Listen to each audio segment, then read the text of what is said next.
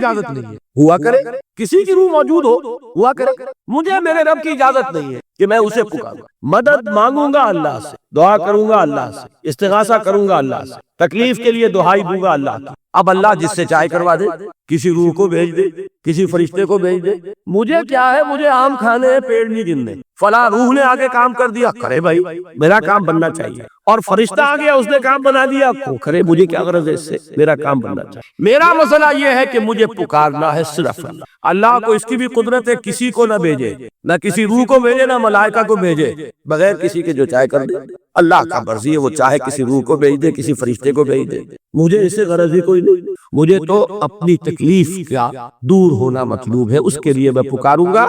سمجھ رہے؟ دیکھیے میں سادہ ترین کر رہا ہوں مسئلہ، عبد القادر جیلانی کی روح یہاں ہے یا نہیں، حضور کی روح انور یہاں ہے یا نہیں، یہ تو علمی مسئلہ ہو گیا نا۔ یہ فرشتے یہاں ہے کہ نہیں، کوئی اختلاف ہے؟ میں پکار سکتا ہوں اسے کہ بھائی ذرا میرا کام کر دینا۔ یہ کروں گا تو شرک موجود ہے، کرامن کاتبین ہے کہ نہیں، موجود ہونا نہ ہونا یہ مسئلہ علمی۔ جو اصل میں شرک سے متعلق مسئلہ ہے تو یہ ہے کہ پکارنے کی اجازت نہیں۔ دیکھیے حضور کی ایک حدیث ہے، اور یہ ایک ہمارے لیے خوشخبری ہے۔ آج 8واں دن ہے، آپ اپنی نیند کی قربانی دے رہے ہیں، آ رہے ہیں، سن رہے ہیں۔ یہ حدیث بھی سن لیجئے، بشارت والی حدیث ہے۔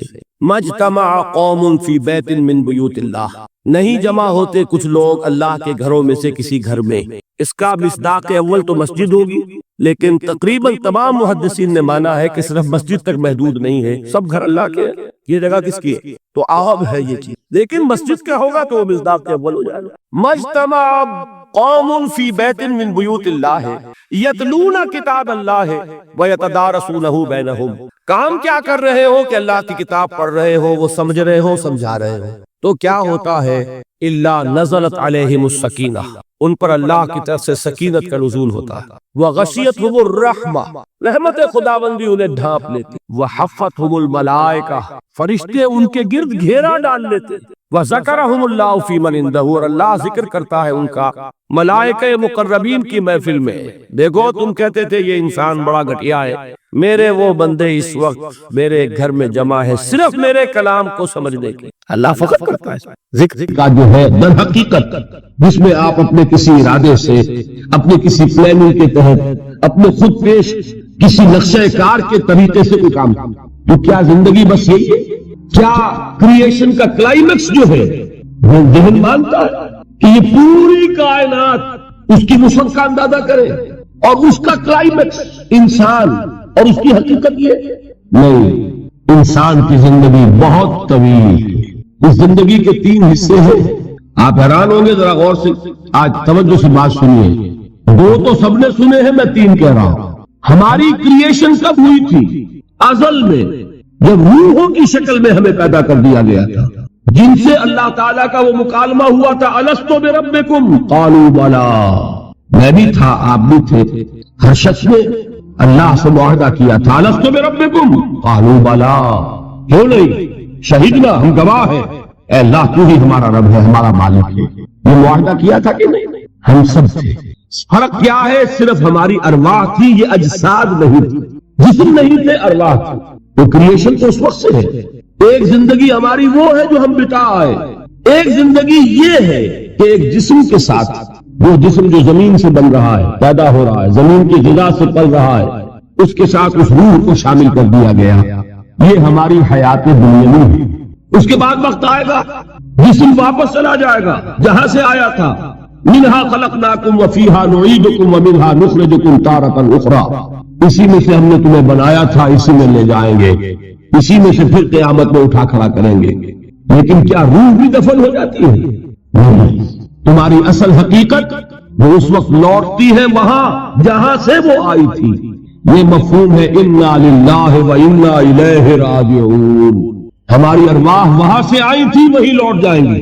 ہمارا جسم زمین سے آیا تھا، زمین میں لوٹ جائے گا۔ یہ زمینی شے ہے، وہیں سے آئی تھی، وہیں دفن ہو جائے گا۔ دفن ہو، جلا دی جائے، جو بھی ہو وہی جائے گا۔ چیلے کھا جائیں گے پارسی کی لاش کو، تو چیلے بھی تو پھر مٹی بن کر مٹی میں مل جائے گا۔ بہرحال یہیں سے تم آئے، یہیں جاؤ گے۔ لیکن ہم در حقیقت جس شے سے عبارت ہے وہ ہمارا جسم نہیں ہے۔ سورۃ الکوثر، اس پس منظر میں محمد الرسول اللہ کا ظہور ہو رہا ہے۔ یہ تین صورتیں جو ہے اس نے پس منظر رکھا، ایک نے تاریخی، ایک نے ان کا معاشی اور اقتصادی، ایک نے ان کی اخلاقی اور مذہبی حیثیت۔ سورۃ الفیل وہ تاریخی واقعہ جو ہے، ظاہر بات ہے بہت بڑا واقعہ، اس کا بڑا چرچا ہوا ہوگا حضور کی بعثت کے ساتھ متعلق، لیکن دوسری طرف بیت اللہ اور اس کی وجہ سے قریش کو اس کے متولی ہونے کی وجہ سے جو امن حاصل تھا اور جو انہیں اللہ کی طرف سے روزی پہنچ رہی تھی۔ تیسرے ان کی اخلاق کی پستی جس حد کو پہنچ گئی تھی، اس میں جب ظہور ہو رہا ہے محمد رسول اللہ کی نبوت کا، یہ سورۃ الکوثر، بسم اللہ الرحمن الرحیم، انا اعطیناک الکوثر فصل لربک وانحر ان شانئک هو الابتر۔ اے نبی ہم نے آپ کو خیر کثیر عطا کیا۔ اس خیر کثیر میں یہ تو یہ کہ حوض کوثر وہ بھی اسی میں شامل ہے، لیکن یہ کہ اس پر آپ کو 25-30 قول مل جائیں گے۔ قرآن سب سے بڑا خیر کثیر ہے، بہت بڑا خیر کثیر۔ حکمت، ومن یؤت الحکمت فقد اوتی خیرا کثیرا، جس کو حکمت اور دانائی دے دی گئی اس کو تو خیر کثیر دے دیا گیا۔ تو ہم نے آپ کو وہ سب کچھ عطا کر دیا ہے اور محتاج کے ساتھ عطا کر دیا ہے، جو انسان کی انسانیت کے لیے اس کے لیے یوں سمجھیے کہ ترہ امتیاز بن سکتا ہے۔ فصل لربک وانحر، پس اپنے رب کے لیے نماز پڑھا کیجئے اور نحر کیجئے، اونٹ قربان کیا کیجئے۔ یہ گویا کہ عید الاضحیٰ کا نقشہ آ گیا۔ فصل لربک، پہلے ہم نماز پڑھتے ہیں دوگانا عید الاضحیٰ، اور پھر جا کر ہم قربانی کرتے ہیں وانحر ان شانئک هو الابتر، یقیناً آپ کا دشمن ہی ہے کہ جو دم کٹا ہو جائے گا۔ اس کا پس منظر یہ ہے کہ جب حضور کے ایک صاحبزادے بچپنی میں فوت ہو گئے تو کچھ جو کفار تھے مکے کے، انہوں نے بڑی خوشیاں منائیں کہ ایک ہی بیٹا تھا، باقی تو ان کی بیٹیاں ہیں۔ آپ کو معلوم ہے کہ 4 بیٹیاں تھیں حضور کی صلی اللہ علیہ وسلم، لیکن یہ کہ بیٹا جو تھا وہ ایک ہی تھا، وہ اللہ نے اٹھا لیا، تو بڑے خوشیاں منائی گئیں کہ یہ تو اب دم کٹا جیسے ہوتا ہے جس کا کوئی پیچھے نام نہ رہ جائے۔ بیٹیوں سے تو نام چلتا نہیں، نام تو چلتا بیٹوں سے، تو ان کا تو کوئی تذکرہ ہی نہیں رہے گا، کوئی بات نہیں، جب تک یہ ہیں آگے کوئی نام لینے والا نہیں۔ تو فرمایا کہ نہیں، ان کو تو کروڑوں بیٹے اللہ عطا کرے گا، کروڑوں اربوں بیٹے عطا کرے گا۔ ہاں اے نبی، آپ کا دشمن ضرور ہے کہ جس کا نام لے۔ ربکم جب ہم نے کہا تھا، اس کے بعد ہمیں یہاں بھیجا گیا اس جسم کے ساتھ، اور وہ روح واپس جائے گی۔ انا للہ و انا الیہ راجعون۔ اب اس کو آپ نے سمجھا، انسانی زندگی کا یہ تصور ہے جسے ہم تسلیم کرتے ہیں۔ بدقسمتی جیسا کہ میں نے عرض کیا، پہلے حصے کو اکثر و بیشتر کوئی جانتا نہیں، ذکر کرتا ہی نہیں۔ 2 حصوں کو تو مسلمان نہ مانے گا تو مسلمان ہی نہیں۔ حیات دنیاوی، حیات اخروی، یہ 2 تو ماننے پڑیں گے، ورنہ تو مسلمان ہی نہیں بنتا۔ بہرحال اگر یہ زندگی اتنی طویل ہے تو یہ درمیان میں جو موت کا وقفہ ڈالا، کیوں ڈالا؟ موت ایک زندگی کا وقفہ ہے، یعنی آگے بڑھیں گے دم لے کر، کیوں ڈالا؟ اس لیے کہ ایک حصہ تمہاری زندگی کا ایک امتحانی وقفہ بنا دیا جائے۔ خلق الموت والحیات لیبلوکم ایکم احسن عملا، موت اور زندگی کا یہ معاملہ اس لیے پیدا کیا تاکہ تمہیں جانچے، پرکھے، آزمائے کہ کون ہے تم میں سے اچھے عمل کرنے والے۔ ایک امتحانی وقفہ ہے۔ میں نے 30 برس کہے تھے، آپ ایک امتحان سے واقف ہیں جو 3 گھنٹے کا ہوتا ہے، 3 گھنٹے کا پرچہ ہے۔ وہ صرف فرق کیا ہے؟ وہ کوانٹیٹیو ڈیفرنس ہے، کوالیٹیٹیو ڈیفرنس نہیں ہے۔ 3 گھنٹے کا پرچہ اور 30 برس کا پرچہ ہے جو میں اور آپ لکھ رہے ہیں، اپنے اعمال سے، اپنے افعال سے، اپنے اقوال سے، اپنی ساری سعی و جہد سے 30 برس کا ایک پرچہ ہے جو ہم دے رہے ہیں۔ یہ جو خلق الموت والحیات لیبلوکم ایکم احسن عملا اور حیات انسانی کا یہ طول، علامہ اقبال کے 2 اشعار ہیں نہایت قیمتی ہیں۔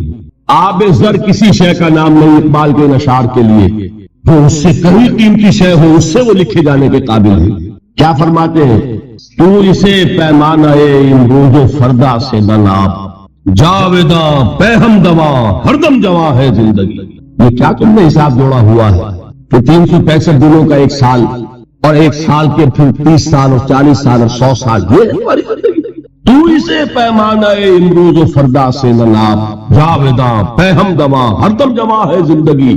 اس کے ساتھ یہ دوسرا شعر سنانے سے پہلے جو پہلا شعر ہے، اب اس کا میں مفہوم بیان نہیں کروں گا، جو سمجھتے ہیں انہی کو یاد دلا رہا ہوں۔ مرترز اندیشہ سود و ضیاء ہے زندگی، ہے کبھی جاں اور کبھی تسلیم جاں ہے زندگی۔ تو اسے پیمانہ امروز و فردا سے نہ ناپ، جاویداں پہم دواں ہر دم جواں ہے زندگی۔ آخری شعر سنیے، الزم ہستی سے تو ابھرا ہے مانند حباب، اس ضیاء خانے میں تیرا امتحان ہے زندگی۔ خلق الموت والحیات لیبلوکم ایکم احسن عملا. امتحان کا یہ نتیجہ نکلا کرتا ہے نا. آپ کھڑے ہوا کرتے تھے کبھی 31 مارچ یا 1 اپریل کو رزلٹ ڈکلیئر ہوتا تھا. وہ ایک دن آنے والا ہے، اسی کا نام ہے ڈے آف ججمنٹ. وہ ہے یوم القیامہ. ڈکلیئر کیا جائے گا کون فیل ہوا کون کامیاب. ذالک یوم التغابن، وہ ہے ہار اور جیت کے فیصلے کا دن. اس روز معلوم ہوگا کون اس امتحان زندگی میں کامیاب ہوا کون ناکام ہوا. کامیابی کیا ہے؟ وَإِنَّهَا لَجَنَّةٌ أَبَدًا، ہمیشہ ہمیشہ کے لیے جنت. اور ناکامی کیا ہے؟ أَوْ لَنَارٌ أَبَدًا، یا جہنم ہے ہمیشہ ہمیشہ کے لیے. ان تمام چیزوں کو جمع کیجئے. یہ کیا ہے؟ ایمان بالآخرہ، ایمان بالمعاد. یہ دوسرا سوال، یہ دوسرا جواب سمجھیے ان سوالات. تیسرا اور آخری، علم کیا ہے؟ یقیناً حواس سے جو معلومات حاصل ہوتی ہے وہ بھی درست ہے. یقیناً عقل کی ایک فیکلٹی بھی اللہ نے دی ہے. انسان اپنے اس ذرائع علم سے حقیقت کے قریب پہنچ جاتا ہے، لیکن یقین کی دولت محض اس عقل کے ذریعے حاصل نہیں ہوئی. اور اس عقل میں یہ صلاحیت تو ہے کہ خدا کو پہچان لے، یہ صلاحیت ہے کہ جان لے کہ کوئی ایک ہے جو اس کا کریٹر ہے کائنات کا. یہ صلاحیت بھی ہے کہ جان لے کہ زندگی ختم نہیں ہوگی یوں ہی. حساب کتاب ہونا چاہیے، جزا سزا ملنی چاہیے، ورنہ خیر اور شر کا تصور غلط ہو جائے گا. There will be no basis for morality. یہ کانٹ جن کا بھی انہوں نے نام سنا ہے ان کے لیے عرض کر رہا ہوں کہ کانٹ نے ایک کتاب لکھی تھی The Critique of Pure Reason، اور اس میں اس نے ثابت کر دیا کہ کسی منطقی دلیل سے خدا کا وجود ثابت نہیں ہو سکتا. ایک تہلکہ مچ گیا پورے یورپ میں. اس وقت تک ابھی یہ جو الحاد ہے یہ اتنا نہیں تھا. عیسائیت تھی. خدا کا انکار کے معنی کیا ہے؟ بغاوت عیسائیت سے. اب یہ بھی ہو سکتا ہے کہ اس بغاوت سے خوف زدہ ہو کر کتاب لکھی ہو، یہ اللہ جانے. سقراط کا سکہ سا جو ارادہ ہے، قوت ارادی، وہ ہر ایک کو تو نہیں ملتا. سقراط نے تو اپنے علم کے اور اس کے بیان کرنے کے مقابلے میں زہر کے پیالے کو پسند کر لیا. لیکن ہو سکتا ہے کانٹ گھبرا گیا ہو. اور یہ بھی ممکن ہے کہ یہ اس کی سوچ ہی کا ایک مرحلہ ہو. جیسے علامہ اقبال نے پہلے شکوہ لکھا اور شور مچ گیا، اللہ کی جناب نے یہ گستاخی کی. لیکن جواب شکوہ لکھا تو پتا چلا کہ اصل میں وہ کچھ باتیں کہنے کے لیے ایک انداز اور اسلوب تھا. کچھ سمجھانا چاہتے تھے مسلمانوں کو. انہوں نے مسرت سے حالی کے انداز میں نہیں لکھا. جواب سوال اللہ کے ساتھ کر کے ان حقائق کو ایک اور لطیف پیرائے میں بیان کر دیا. اسی طریقے سے ہو سکتا ہے کانٹ کی دوسری کتاب کا معاملہ ہو دی کریٹیک آف پریکٹیکل ریزن، اور اس میں وہ ثابت کرتا ہے انسانی اخلاقیات کے لیے کوئی بنیاد نہیں ہے جب تک کہ اللہ کو نہ مانا جائے. نیکی کو انسان پہچانتا ہے، لیکن کیوں نیک بنے، اس کیوں کا کوئی جواب ہمارے پاس نہیں. سچ بولنا اچھا ہے، کیوں سچ بولے جبکہ سچ بولنے میں نقصان ہو رہا ہے. جھوٹ بولنا برا ہے، کیوں جھوٹ نہ بولے جبکہ جھوٹ بولنے سے نفع حاصل ہو رہا ہے.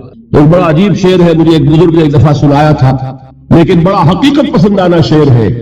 اے صداقت ورتو لعنت از تو رنجے یافتم، اور اے صداقت کے مقابلے میں کوئی اور لفظ تھا، اے خیانت برتو رحمت از تو گنجے یافتم. اے خیانت تیرے اوپر خدا کی رحمتیں ہو، تیری وجہ سے مجھے خزانہ ملا.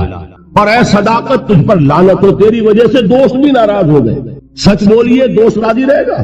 کوئی شخص سچ سن کر راضی نہیں رہتا. لوگوں کو راضی، دوستوں کو راضی رکھنے کے لیے جھوٹ بولنا پڑتا ہے. تو اے صداقت یا اے دیانت کہہ لیجئے، اے دیانت برتو لعنت از تو رنجے یافتم، رنج ملا مجھے اور تو کچھ نہیں ملا. لوگ ناراض ہو گئے، غصہ ہو گئے.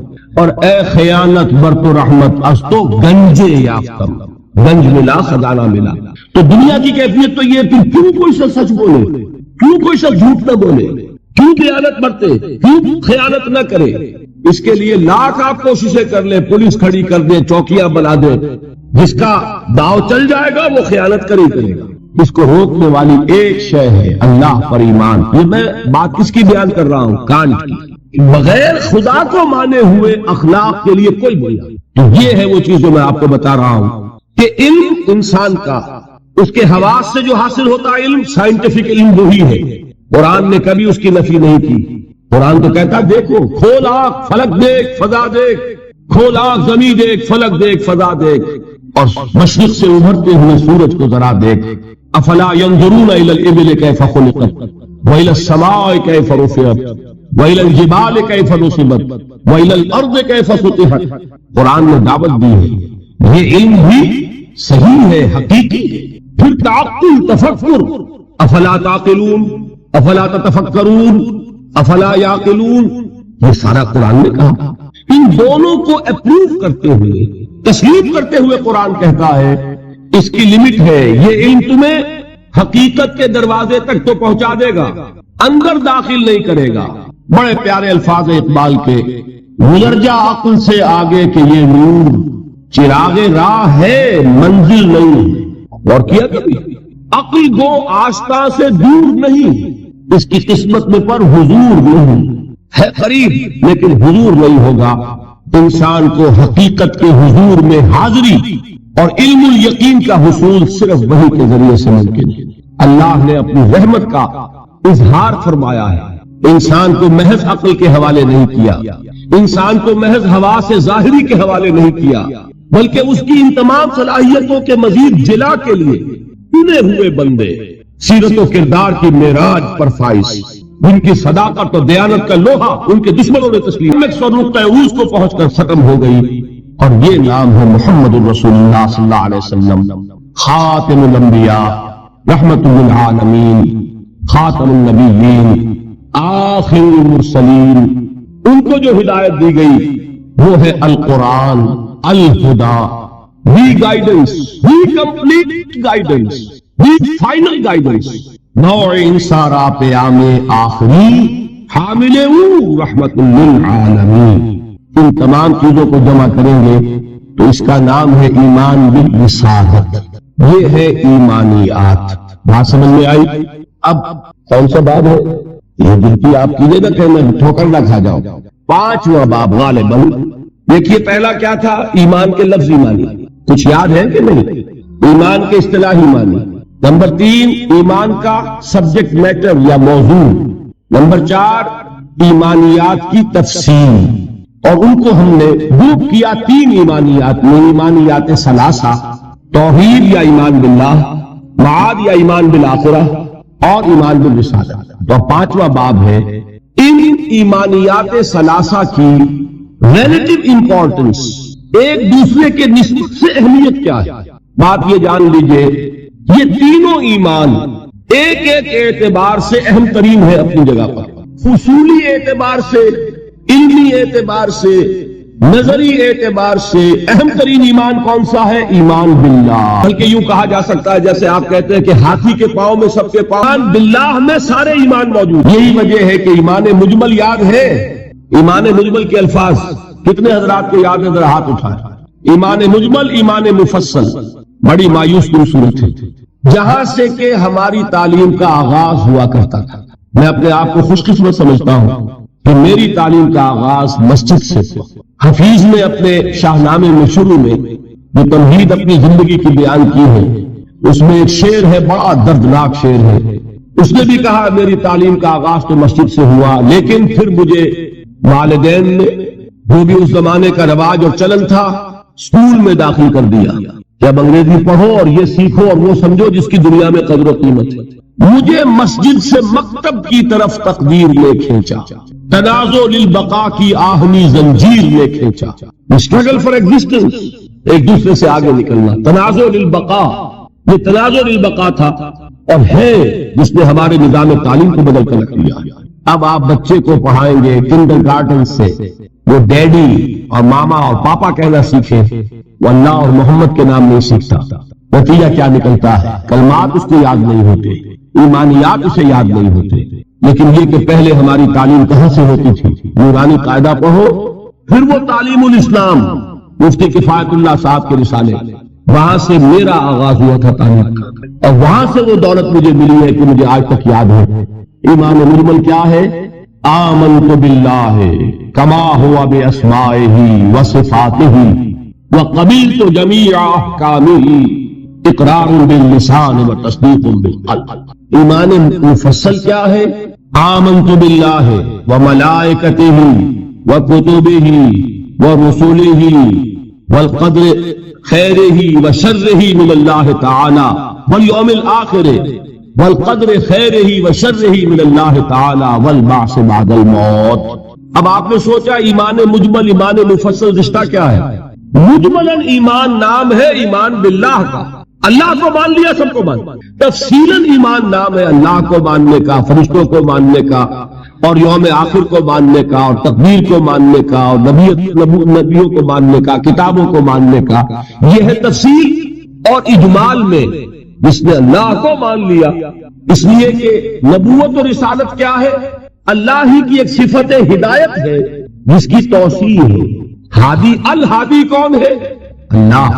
اس کی ہدایت کی شکل کیا ہے؟ وہی نبوت رسالت۔ اللہ کون ہے؟ وہ ہے العدل، انصاف کرنے والا، اور اس کے انصاف کا ظہور ہوگا آخرت میں۔ ایمان بالآخرہ کیا ہے؟ اللہ کے صفت عدل کا ظہور ہے۔ نیکوکار کو اس کی نیکی کا جزا ملے، بدکار کو اس کی بدی کی سزا ملے۔ گندم از گندم میں رویت، جو سے جو، جس نے گندم بوئی گندم کاٹے، جس نے جو بویا جو کاٹے، جس نے کانٹے بوئے کانٹے کاٹے۔ یہ عدل ہے، اللہ کی صفت عدل کا ظہور ہے آخرہ۔ تو دونوں یہ ایمانیات در حقیقت اللہ کی صفات کی ایکسٹینشن ہے، اس کی توسیع ہے، اس کی کرالریز ہے۔ تو ایمان اصلاً کیا ہے؟ ایمان باللہ۔ یہی وجہ ہے قرآن مجید میں جگہ آیا ہے ان الذین قالوا ربنا اللہ ثم استقاموا تتنزل علیہم الملائکۃ الا تخافوا ولا تحزنوا وابشروا بالجنۃ التی کنتم توعدون۔ کسی اور ایمان کا ذکر نہیں ہے۔ جنہوں نے کہا ہمارا رب اللہ ہے پھر اس پر جم گئے، ان پر فرشتوں کا نزول ہوتا ہے۔ کس پیغام کے ساتھ؟ نہ گھبراؤ، نہ رنج کرو، نہ غم، بلکہ خوشیاں مناؤ اس جنت کی جن کا تم سے وعدہ کیا گیا ہے۔ معلوم ہوا کہ اصل ایمان ایمان باللہ ہے۔ اسی میں ایک حدیث بھی آتی ہے، حضور سے ایک شخص نے کہا کہ حضور مجھے تو کل دین کی حقیقت ایک لفظ میں سمجھا دیجیے، میں بڑا عاجز ہوں، میرے اندر صلاحیت زیادہ لمبی باتوں کو سمجھنے کی نہیں ہے، ایک بات فرمائیے جو دین کی پوری حقیقت کو بیان کرے۔ آپ نے جواب دیا قل آمنت باللہ ثم استقم، کہو میں ایمان لایا اللہ پر پھر اس پر جم جاؤ۔ تو ایمان باللہ اور اس پر استقامت، اس میں سب کچھ آ جاتا۔ بلکہ میں یہ کہا کرتا ہوں اس لفظ استقامت میں قیامت مضمر ہے۔ گلا تو خراب ہونے لگا اس لیے میں احتیاط سے کام دے رہا ہوں۔ اب آئیے حقیقت کے اعتبار سے میں نے عرض کیا، نظری اعتبار سے، علمی اعتبار سے، اصولی اعتبار سے اہم ترین ایمان کون سا ہے؟ ایمان باللہ۔ اب لیجئے قانونی اعتبار سے، شرعی اعتبار سے، فقہی اعتبار سے اصل ایمان ہے ایمان بالرسالت۔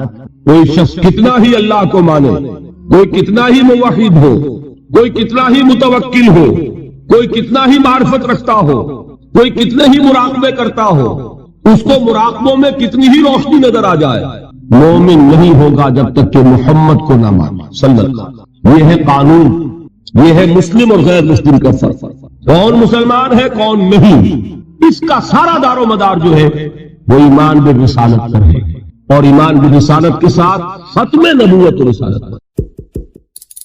حضور نے فرمایا صلی اللہ علیہ وسلم کہ قبر جو ہے کسی انسان کی وہ یا جہنم کے گڑھوں میں سے گڑھا ہے اور یا جنت کے باغیچوں میں سے ایک باغیچہ ہے۔ اب اس کی حقیقت کو ہم نہیں جان سکتے، لیکن نوٹ کر لیجیے اچھی طرح، پکے اصول کے طور پر گرا باندھ لیجیے۔ عالم برزخ اور عالم آخرہ کی کسی بات میں جو کچھ بتا دیا گیا اس سے آگے کھوج پرید مت کرے، اس لیے کہ یہ آیات متشابہات ہیں، ان کی اصل تعویل ہم نہیں جان سکتے۔ یہ عذاب روح کو ہوتا ہے یا جان کو ہوتا ہے یا کس کو ہوتا ہے، جسم کو ہوتا ہے، ہمیں نہیں معلوم۔ یہ ہمارے اس غیب کے پردے سے ماورا باتیں ہیں، اور ہم تو یؤمنون بالغیب میں سے ہیں، وہ لوگ ہیں کہ جو غیب کی باتیں جن کی خبریں دی ہیں اللہ نے، اس کے رسول نے، اس کو مانتے ہیں، لیکن ان میں جو ہے اجمال کے اوپر ہی اکتفا کرنی چاہیے۔ ہمارے یہاں بڑے بڑے جھگڑے، یہ قبر والا سنتا ہے کہ نہیں سنتا، اب اس کے لیے دلیلیں، جو ایک طرف وہ لوگ ہیں جو انکار کرتے ہیں کہ قبر کے اندر مردہ کچھ نہیں سنتا، ان کو کافر قرار دیتے ہیں۔ دیوبند کے مسلک کے لوگوں کے اندر بھی یہ ایک دوسرے کے لیے کفر کے فتوے موجود ہیں کہ جو نہیں مانتا سمائے موتا کو وہ کافر ہے،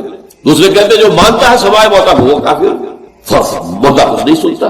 اب احادیث میں آتا ہے، احادیث میں تو یہ آتا ہے کہ جب دفن کر کے جاتے ہیں لوگ مردے کو تو وہ مردہ ان کے قدموں کی چاپ سنتا ہے کہ جا رہے ہیں واپس۔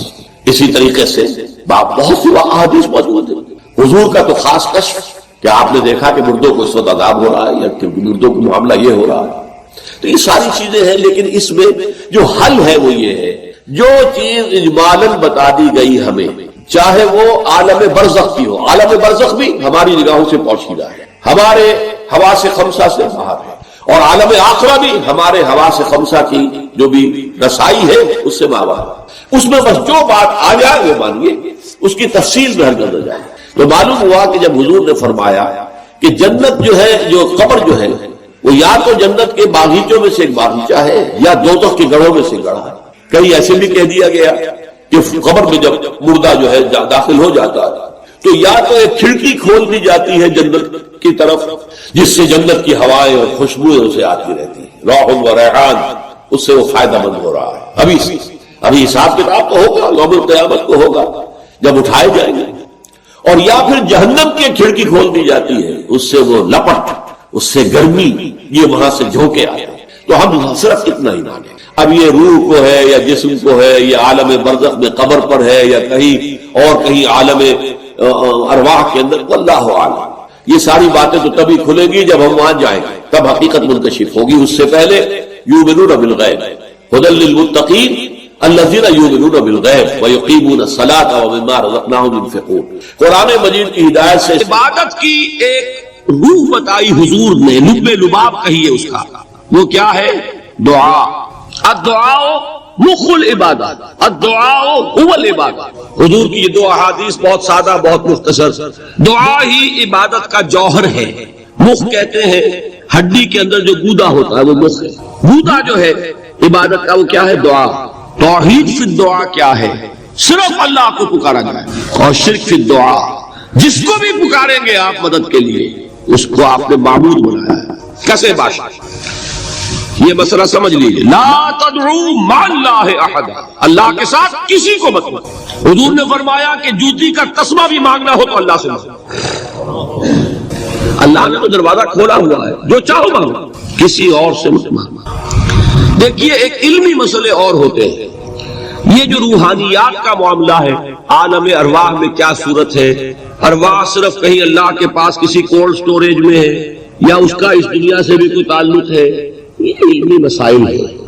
فرض کیجئے اس وقت کوئی ارواح یہاں موجود ہو، فرض کیجئے، میں اس کا انکار نہیں کروں گا، ہو سکتا ہے کہ ہو سکتا ہے کوئی روحانیت والا شخص بتا بھی دے کہ ہاں فلاں کی روح موجود ہے، ہوگی بھائی، اسے نظر آتی ہوگی، ٹھیک ہے. یہ بھی ہو سکتا ہے کہ کوئی شیطان جن ہو اور وہ دھوکہ دے رہا ہو کہ میں فلاں کی روح ہوں، ہو سکتا ہے کہ نہیں. لیکن یہ بھی ہو سکتا ہے، وہ بھی ہو سکتا ہے. مجھے اس سے بحث نہیں. مجھے جس سے بحث ہے وہ یہ ہے کہ مجھے پکارنے کی اجازت نہیں. ہوا کرے کسی کی روح موجود ہوا کرے، مجھے میرے رب کی اجازت نہیں ہے کہ میں اسے پکاروں. مدد مانگوں گا اللہ سے، دعا کروں گا اللہ سے، استغاثہ کروں گا اللہ سے، تکلیف کے لیے دہائی دوں گا اللہ کا. اب اللہ جس سے چاہے کروا دے، کسی روح کو بھیج دے، کسی فرشتے کو بھیج دے. مجھے کیا ہے؟ مجھے آم کھانے ہیں، پیڑ نہیں گننے. فلاں روح نے آگے کام کر دیا، کرے بھائی، میرا کام بننا چاہیے. اور فرشتہ آ گیا، اس نے کام بنا دیا، کرے، مجھے کیا غرض ہے اس سے، میرا کام بننا چاہیے. میرا مسئلہ یہ ہے کہ مجھے پکارنا ہے صرف اللہ کو. اس کی بھی قدرت ہے، کسی کو نہ بھیجے، نہ کسی روح کو بھیجے، نہ ملائکہ کو بھیجے، بغیر کسی کے جو چاہے کر دے. اللہ کا مرضی ہے، وہ چاہے کسی روح کو بھیج دے، کسی فرشتے کو بھیج دے. مجھے اس سے غرض ہی کوئی نہیں. مجھے تو اپنی تکلیف کا دور ہونا مطلوب ہے، اس کے لیے میں پکاروں گا. سمجھ رہے؟ دیکھیے میں سادہ ترین کر رہا ہوں مسئلہ. عبد القادر جیلانی کی روح یہاں ہے یا نہیں؟